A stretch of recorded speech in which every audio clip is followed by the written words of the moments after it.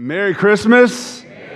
Okay, I see that, we're starting to get in that Christmas spirit. I can see it and I can sense it by your response to me. And so I'm really excited about it, really excited about Christmas, y'all. Hey, my name's Josh.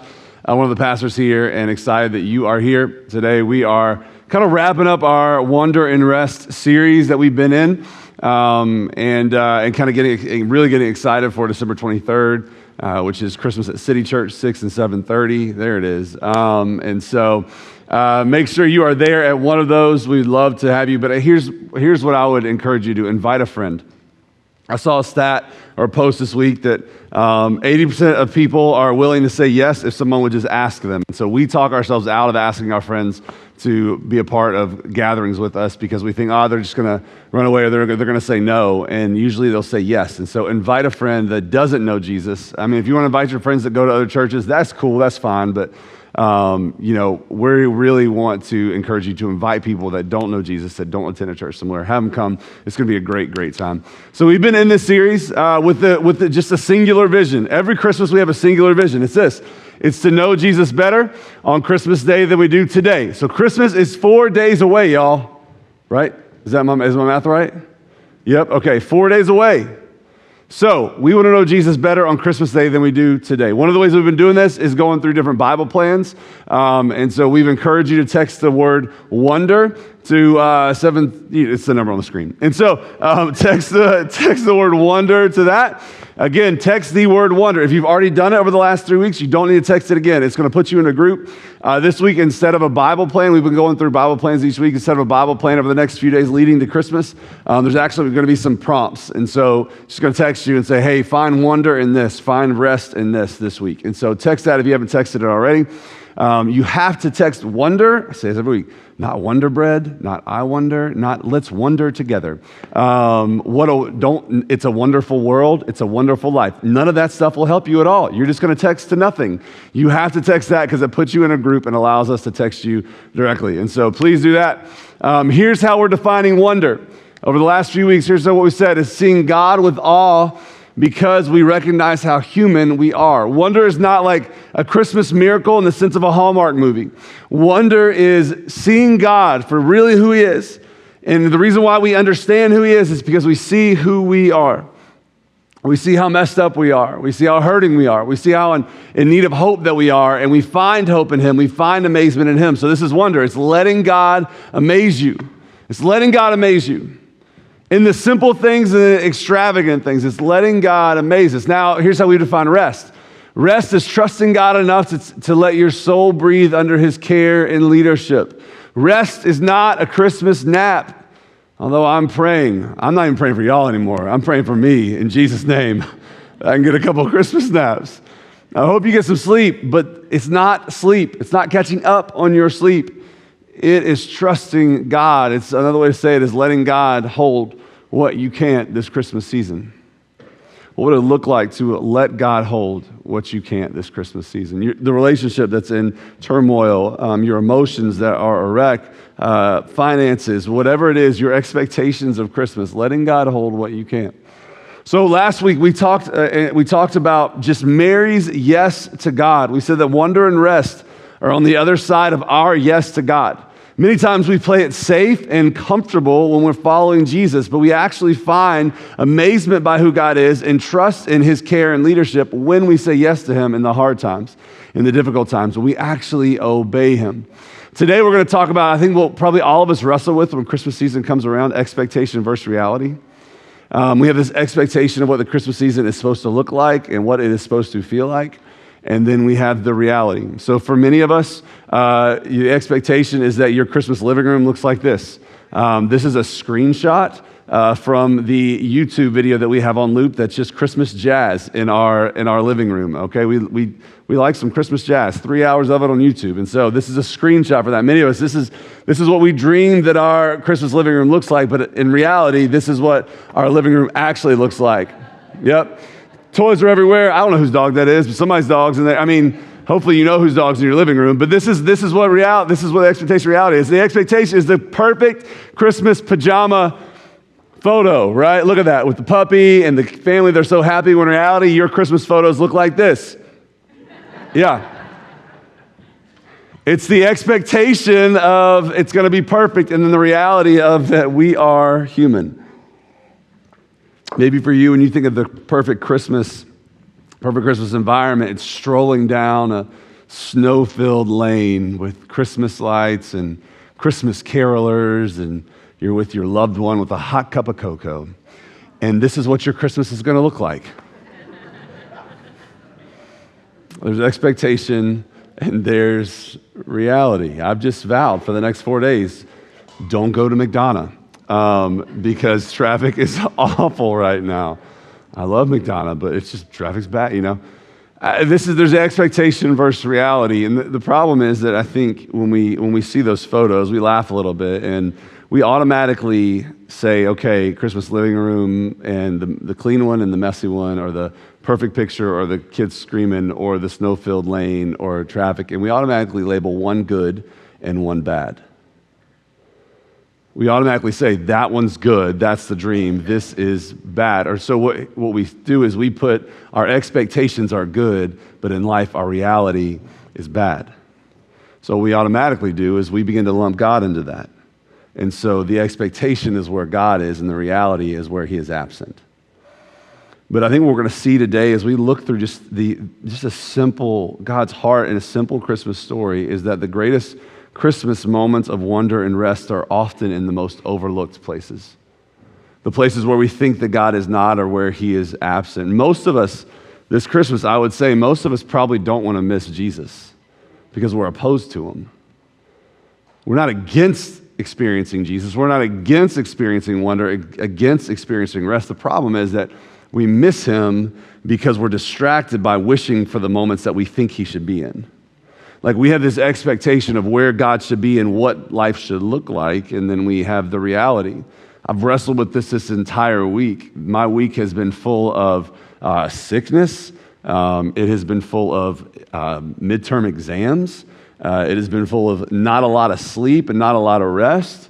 There's been these highlights, like my daughter turned 16, which was awesome this week, but like amidst all this, it's just been a little chaos and crazy, and everyone's been a little bit on edge, and so I automatically think this week has been bad because it hasn't been the way I thought it was going to be. And so because I think that way, I automatically say, well, God must not have been working because the week didn't go the way I thought it should go. And I have this dream of what moments should look like where God inhabits, and so I actually miss God in the other moments. And so we're going to look at Luke chapter 2 this morning. You can turn to your Bibles if you've got them. If not, it's going to be on the screen.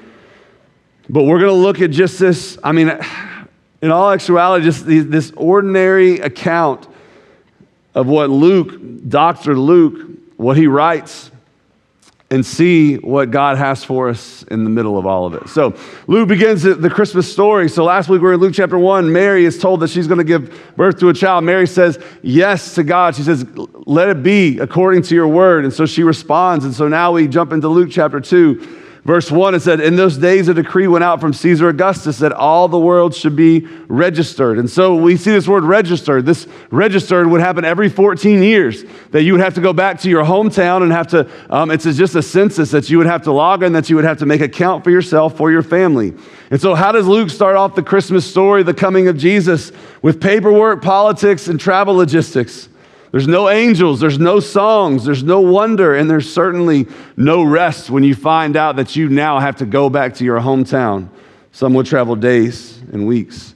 So God enters the world through the normal rhythms of life, a census that disrupts schedules. People have to travel. Plans are inconveniently changed. But what we see here is that God doesn't wait for things to settle down or to resolve before he shows up. He steps in directly in the middle of it. If we assume that wonder only happens when life slows down, we will miss God constantly. Verse 2, this was the first registration from Quirinius. Was when Quirinius, I keep having to say that. Quirinius, there we go, was governor of Syria. And all went to be registered, each to his own town, so they had to go back in the middle of it. I love that Luke does this. He gives us an account of this because what he's showing us is this. He's actually logging this for us so that we can attach history to Jesus coming and God coming. But what he's also doing is he's showing us that this is just happening in the middle of just everyday, ordinary history that God is doing. You see, God God works inside of history, not outside of it. So God actually moves in the middle of how everything else is going on. So names, dates, places, they mattered to Luke. He wants us to understand that this story, this Christmas story, it's not a fairy tale. It's real life. Like life is happening to these people. Verse 4, and Joseph also went up from Galilee, from the town of Nazareth to Judea, to the city of David, which is called Bethlehem, because he was one of the house and the lineage of David. So Rome took a census every 14 years for both military and tax purposes, and each Jewish male had to return to the city of his fathers to record his name, his occupation, his property, and his family. So for them, this was an 80-mile trek, and not by like train or plane or automobile. This was an 80-mile trek. This was a walk. This is long. This would take days.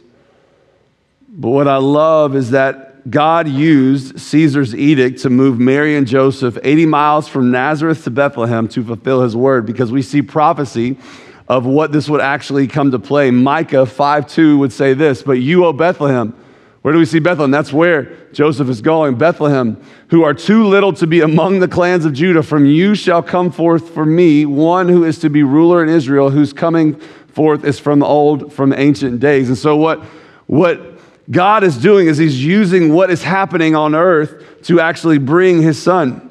Joseph did what he needed to do, so he went from Nazareth to Bethlehem. Verse 5, to be registered with Mary, his betrothed, who was with child. So this is what we saw last week, that Mary was going to become pregnant. And she was going to give birth to the Son of God, Emmanuel, God with us, the Messiah. So Mary is pregnant, but the timing is complicated. Like there's tension here. She's pregnant, she's having to travel 80 miles. It's not calm, this isn't sentimental, it's not a sentimental moment. And yet in the middle of all this, still, God is present and he's moving. I think for some of us, if your Christmas feels complicated, that doesn't mean God is absent.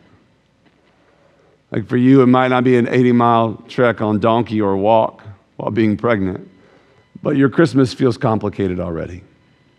Maybe it's family, maybe it's friends, maybe it's the first Christmas without a loved one. Maybe it's tension and you're dreading Christmas Eve, you're dreading Christmas Day to sit at the table with that person already because there's drama and there's beef between you. And you're sitting down like, they better not bring it up. They better not bring it. Oh, if they bring it up. If I dare they bring it up. I dare. Just already you've replayed how the interaction with that family member is going to go in 10 different ways already. And it's complicated. Maybe health-wise, it's complicated this Christmas. Maybe there's a sickness you didn't plan on. Maybe emotionally, it's just a hard Christmas. Financially, it's complicated. It's a complicated Christmas. Whatever it feels like, if Christmas feels complicated, it doesn't mean that God is absent. Because what we see here is not everything was resolved for God to show up. And I would encourage you this Christmas, if you feel that tension, I feel that tension this Christmas. If you feel that tension coming, and it's like looming, you're almost like, I want Christmas to get here so it can almost get over a little bit. If you just feel that, here's what I would say. Here's just a simple prayer, and I'm going to give you 2 simple prayers today. Here's the first one is this. God, I invite you into the parts of my life that feel unresolved. God, I invite you into the parts of my life that feel unresolved. God, I invite you into my family where there's tension. God, I invite you into my mind that is just divided and is stressed out and full of anxiousness right now. God, I invite you into my finances. God, I invite you into my marriage. I invite you into my home. God, I invite you into the moments that feel unresolved, that feel complicated. God, I invite you into those moments today, right now. In fact, we're just going to pause in the stillness. And if that's the prayer you need to pray, you don't have to pray it out loud, but I just want to give you a moment just to actually pray that if that's you.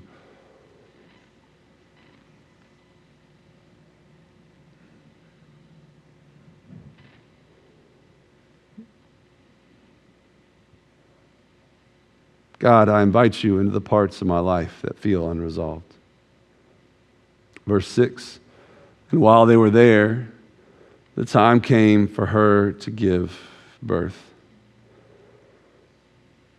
One of my favorite words in all of this is this word, while. It simply means in the middle of. I know that's shocking. I know. You're like, wow. Wow.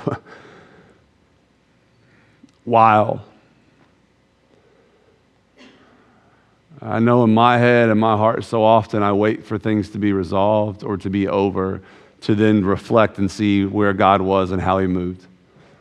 But God doesn't wait for that. He just he moves in the middle of it. Luke uses the word while to emphasize that God's action happens inside unresolved circumstances, not after them. That God often does his greatest work without announcement and without resolve. So what happens is wonder breaks in while life is still in motion. Nothing stopped. Nothing reset. Nothing became ideal. Wonder broke in, broke through. It's not reserved for the end of your story. It's not reserved for the resolved season, and it's not reserved for the calm moment. That wonder is in the middle of all of this. Verse 7, and she gave birth to her firstborn son and wrapped him in swaddling clothes and laid him in a manger while there was no place for them in the inn. Swaddling clothes. They're just ordinary strips. There's nothing fancy. If you're thinking like, man, this is Jesus. This is the Son of God. This is the Messiah. We got to have the right cloth. No, it's just ordinary strips of cloth used to warm newborns, calm them, and restrict movement for safety like any other newborn would have. And where do they place the King of Kings, the Prince of Peace, mighty God? Where do they place him? The everlasting Father. Where do they place him? In a manger. It's just a feeding trough. It's what animals would eat from. This is where they place Jesus. So you've got the smell of hay and animals in this trough. Many people believe that because it was a manger, it was a feeding trough, that it was in a stable. We don't know that for sure, although all the Christmas cards tell us so. Some believe it was a cattle stall. Many actually believe that they were in a cave. We don't know, but we do know that there was no room for them anywhere else, and so they had to find somewhere. But what we do know is this, that this is manger, wherever they find themselves, it is the least sacred place imaginable for the King of Kings. And this is where heaven touches earth, where the infinite and eternal God enters the world, not in a palace, but in an ordinary, uncomfortable space. Colossians 2:9 says this, in Christ, in this child, all the fullness of God lives in bodily form. This child is God, and he's in a manger, in the least likely of spaces and places, with humanity, in the middle of it all. It just tells us this, if God was willing to enter a manger, there's no part of your life that he's going to avoid. There's no part of your life that it seems that is too ordinary, is too basic, is too far removed for God not to enter into this Christmas. Maybe for you, that's the hidden spaces and places that God needs to come in and heal and restore. Maybe for you, it's the relationship. Maybe you, it's the trauma, it's the hurt and the pain from Christmases in the past. God entered with humanity in a manger, in the least likely of places. So that means there's no place that he will avoid in your life. So this isn't picture perfect, but this is what we see. Like, I don't know if everyone was smiling like this or not, okay? But this is what we see. We need to see later, in a few verses later, the shepherds will actually come. This is Mary and Joseph, and we've got baby Jesus, and he's just so still and silent and quiet. I don't know if that was the case either. I imagine not, okay? But here's what we've got. I mean, this is one of the holiest moments in all of human history. Jesus came to earth as a baby, as a child. John says this, the Word became flesh and dwelt among us. This is Jesus dwelling among us. But when you look at everything else around it, it's just an ordinary space. In fact, I would do this if we removed Jesus out of this picture. There's nothing fancy about it at all. In fact, for them, they may not be this close with shepherds all the time, but like this is just a normal everyday thing. We're just sitting with people in a stable or a cave or somewhere, just living life. What makes it holy is not the surroundings or the people involved or what's happening in the moment. Can you go back to that previous picture? What makes it holy is that Jesus is there, that God is with them. What this tells us in our life is we think of these extravagant, extraordinary moments, that's where we're going to see the wonder of God. But this is an ordinary scene without the presence of God, but the presence of God meets us in the ordinary, and it turns it into extraordinary. Without Jesus, it's just ordinary. With Jesus, it's holy. So this week, ask God, would you open my eyes to see you at my kitchen table, in my commute to work, stuck in traffic, in the conversations, in the ordinary things, everyday things. God, would you allow that to be the manger? Would you allow that to be the stable? Would you allow that to be the cave of my life? And help me to see you in those moments, because when Jesus is there, it's not the circumstances, it's not the people. When Jesus is there, that's what makes it holy, and that's where wonder is found. Wonder in the fact that God is close. This is where rest is found, where trust is found, is in the nearness of God. Mary doesn't find rest because the conditions are ideal. She finds rest because God is with her. The rest is not the absence of activity, it's the awareness of God's presence within the activity. It doesn't mean that life will slow down. It's seeing God when life is in a hurry. It doesn't mean that life will get easier. It's seeing God when life is hard. It doesn't mean that things will get lighter at times. It's trusting God when things feel the heaviest. It's realizing that God is with you. Rest doesn't come from escaping the responsibility or the chaos, although I would love, there were moments I literally told my wife, I just want to run in a hole this week. I just want to hide in a hole. I wish I could find a cave. Like Mary, I'll just go and hide in there, right? Like rest doesn't come from escaping responsibility or the chaos. It comes from trusting God right in the middle of the chaos and the responsibility. See, for you feel like, man, this season hasn't held anything special. It's just felt like another week, another month. God doesn't overlook the ordinary. He dwells in it.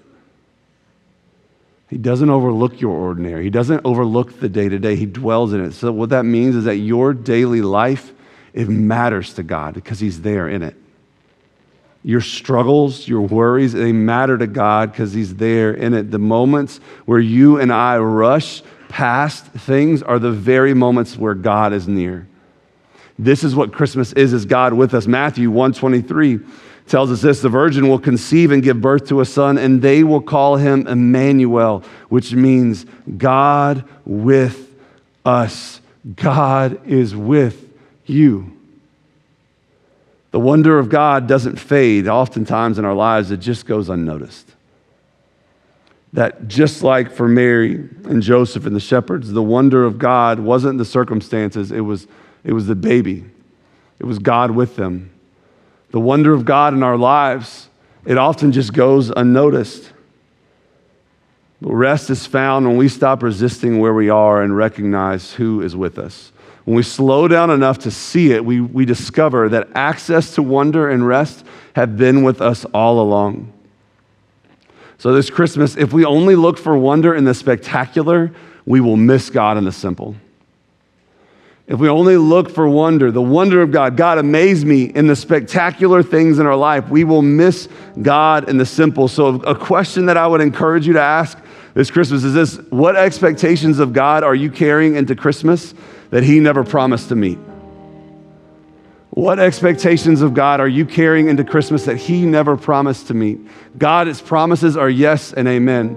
But if you're looking for perfect and easy and calm and merry and bright, sometimes it just won't be that. But what God does promise is He says, I will never leave you or forsake you. This is the line that I've been trying to remind myself over the last few days, but there are far more ordinary moments to meet Jesus than extraordinary ones. In our everyday life, there are far more ordinary moments to meet Jesus than extraordinary ones. So over the next 4 days, I want to encourage you to replace. Here's the second prayer. The first prayer was, God, I invite you into the parts of my life that feel unresolved. Here's the second prayer. God, help me notice you where I already am. Not where I want to be or where I think I should be. God, help me notice you where I already am.